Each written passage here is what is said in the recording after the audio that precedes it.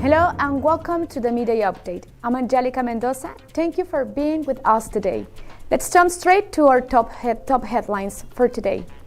Oman's likely to see seasonal influenza infections till May 2022. Civil Defense and Ambulance Authority has warned people against swimming in wadis, pools, or after rains. Said Fahd receives political media advisor of Syrian president. Free vaccination campaign for expats. UAE hopes to resume pre-COVID flight services with India. 31 die in English Channel drowning accident. Benzema handed suspension prison sentence during trial. For the weather update, we are expecting mainly clear skies over most of the governorates, with advection of high and medium clouds along the coastal areas of the FAR. Let's see in detail how the temperature is expected to be throughout the country. Muscat is expected to be sunny with temperatures between 23 and 34 degrees Celsius. Musandam is expected to be partly cloudy with temperatures between 25 and 32 degrees Celsius. North Al-Batina is expected to be partly cloudy with temperatures between 23 and 31 degrees Celsius. South Al-Batina is expected to be sunny with temperatures between 24 and 33 degrees Celsius. Al-Buraimi is expected to be sunny with temperatures between 22 and 31 degrees Celsius. Al-Dahira is expected to be sunny with temperatures between 20 and 31 degrees Celsius. Al-Dakhliya is expected to be sunny with temperatures between 19 and 32 degrees Celsius. North Al-Sharqiya is expected to be sunny with temperatures between 19 and 34 degrees Celsius. South Al-Sharqiya is expected to be sunny with temperatures between 20 and 32 degrees Celsius. Al-Wusta is expected to be sunny with temperatures between 19 and 32 degrees Celsius. And finally, Dhofar is expected to be partly cloudy with temperatures between 26 and 33 degrees Celsius.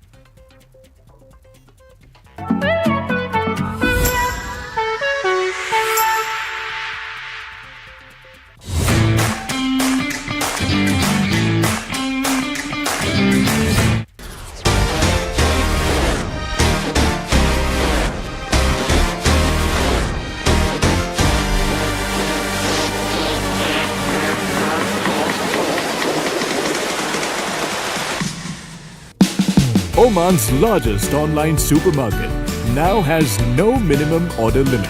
From grocery to household items, Rafiq has everything that you want. Enjoy worry-free shopping with over 8,000 products to choose from and get it delivered straight to your doorstep.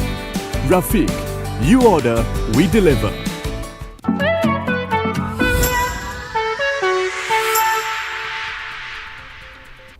This is the Midday Update. It's time to go to our local news. Seasonal influenza that started in September can continue till mid-May in the Sultanate of Oman, the Ministry of Health said in a statement. The influenza season differs from one country to another and from one season to another in the same country. The Sultanate of Oman, being one of the semi-tropical countries, seasonal influenza viruses continue to appear throughout the year. The infection begins as early as September and can continue until mid-May, the Ministry of Health said in a statement.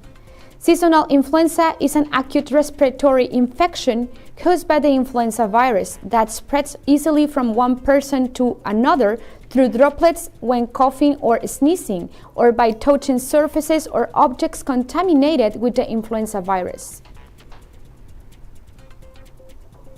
The Civil Defense and Ambulance Authority has warned people against swimming in wadis or pools left by the rain. The warning comes after an Omani citizen and his daughter drowned in a pond in a wadi in the Wilayat Bid in the governorate of Al-Dakhliya. Although the two were rushed to hospital, they could not be saved. Meanwhile, the authorities have also asked adults to keep an eye on children attempting to swim in beaches and tourist areas for the same reason. According to an advisory issued by the body, the four most common areas where drowning can occur are dams and ponds, beaches, bodies and waterways, wells and springs, and locations prone to flash flooding. The CDAA also provided safety precautions for people to avoid potential situations involving drowning. His Highness Saeed Fahd bin Mahmoud Al Saeed, Deputy Prime Minister for the Council of Ministers, on Wednesday received Dr. Buthaina Shaban for political and media advisor to the President of Syria. And chairperson of the Watikat Watan organization, Dr. Buthaina Shaban, conveyed greetings of President Bashar al-Assad of Syria to His Majesty Sultan Haytham bin Tariq. The meeting touched on cooperation between Oman and Syria, with emphasis on the conservation of heritage and the consolidation of intra-Arab relations. The two sides also reviewed major developments in the regional and international arenas. Dr. Buthaina Shaban expressed her delight at visiting the Sultanate of Oman.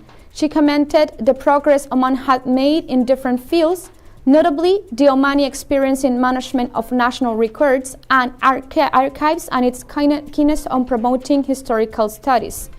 She also valued her talks with Omani officials, noting that the outcome will reflect positively on bilateral cooperation. The meeting was attended by Salim Mohammed Al-Makrouki, Minister of Heritage and Tourism, Dr. Hamad Mohammed Al-Doyani, Chairman of the National Records and Archives Authority, and Dr. Bassam Al-Khatib, Ambassador of the Syrian Arab Republic to the Sultanate of Oman. Pre-COVID-19 vaccination campaign for expats in North Al-Sharqiya Governorate will be launched on Friday, November 26 and will end on Saturday, November 27. Office of Director General of Health Services in North Al-Sharqiya Governorate is pleased to announce free COVID-19 vaccination campaign for expats on next Friday and Saturday, 26th of November, the Directorate General said in a statement. The Directorate General added that it will be available free of cost and without any appointment at CDC Ibra and all hospitals and health centers in the Governorate from 8 a.m. to 9 p.m. Any expat who wants to the first or second dose of COVID-19 vaccine can come. Let's take a quick commercial break and we'll be right back with our international stories.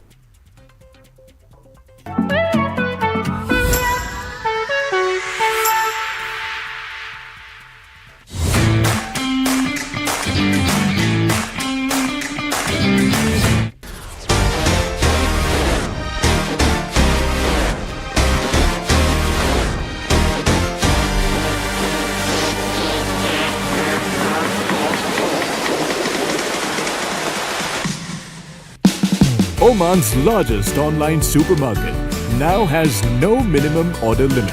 From grocery to household items, Rafiq has everything that you want. Enjoy worry-free shopping with over 8,000 products to choose from and get it delivered straight to your doorstep. Rafiq, you order, we deliver.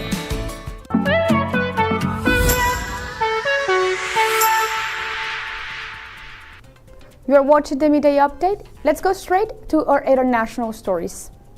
UAE Ambassador to India Ahmed Al-Bana on Wednesday expressed hope for the resumption of pre-COVID flight services with India, citing a spike in airfare and dearth of seats as the carriers are not running at their 100% capacity. Speaking at a press conference here, Al-Bana said, "The only thing we are facing a little bit of challenge is on flights.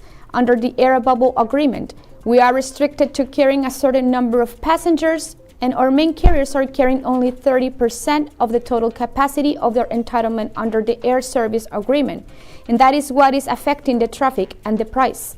He added that the UAE is working with Indian authorities to see if travel can be eased, noting the limitations of people coming to India. The UAE envoy said, "I am sure we will see double the amount of travelers between UAE and India if we go back to the normal air service agreement." The envoy said that the air service agreement was suspended due to the COVID situation, and we got into an arrangement called the air bubble agreement. There is a clause 24 in the Air Services Agreement, which says that if carriers reach 80%, then it means they have reached 100%. Indian carriers have reached 100%, he said. There were 1,068 flights a week between the UAE and India before the COVID-19 pandemic. Out of that, over 500 were Indian carriers and over 400 were UAE carriers. Both carriers were running at almost 100%. The clause is very clear that when we reach 100%, we have to renegotiate. There were 2 rounds of negotiations, one in Mumbai in the year 2017 and one in Delhi just before the pandemic in 2019, the envoy added. Dozens of people were found dead on Wednesday in the English Channel, the waters between France and the UK, after their inflatable dinghy capsized. The incident occurred near the French coast cities of Calais and Dunkirk when fishermen spotted the empty dinghy and bodies on the water. French Interior Minister Gerald Darmanin said 34 people were believed to have been on the boat. According to a database run by the International Organization for Migration, Missing Migrants Project, it was the deadliest migrant drowning incident in the English Channel since it began collecting data in 2014. French President Emmanuel Macron reacted to the tragedy by calling it for an emergency meeting of the EU ministers involved in migration issues, saying he would not let the Channel turn into a cemetery. Let's take a quick commercial break and we'll be right back with our sports stories.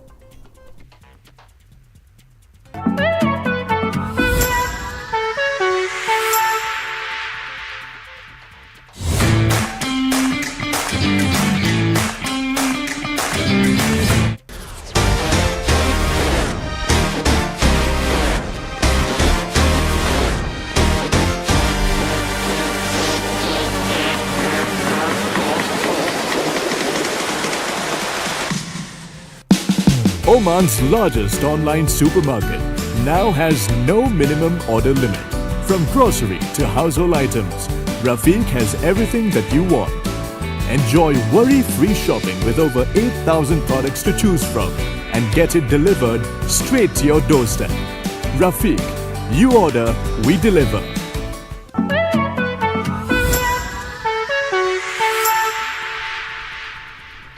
This is the Midday Update, and now it's time to talk about sports.